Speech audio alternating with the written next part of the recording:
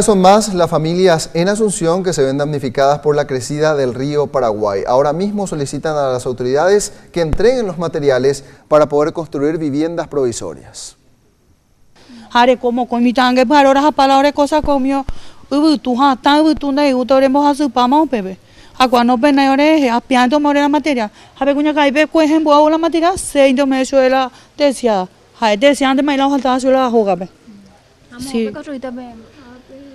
La seroga ba, ana ite 4 puntales samo buah puntau bebe. A beiti ahí na cuando artemi ocurre y orero semba mala chico. Amba esa no sienta yo cuando me dio la material y cuando dejamos esa. Este es el reclamo de doña Isaura Cristaldo, quien llegó al refugio de la Cena en el Bañado Sur hace 15 días y todavía sigue sin construir su casa. A unos metros de este lugar se encuentra doña Antonia con el mismo reclamo. Se ocurrió 3 terciajas, 5 chapas. Da muito. Veamos el ascende. Sí.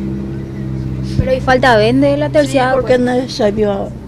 Pehengue mimi terciada no se me envuelve la joven. Lata pero para salir porque ocurre pues anda ya para ir cosa fuera. Se cola se roga entre 4 bebés. A pepe entre 5 se me envuelve y me envuelve y menos. Desde la CEN indican que hacen todo lo posible para asistir a las 174 familias que ahora albergan en este lugar. Y nosotros le asistimos con materiales, ya sea chapas, terciadas o puntales, con las que contamos actualmente. ¿Se prevé que vengan más familias? ¿Hay capacidad para recibir a cuántas más en este lugar?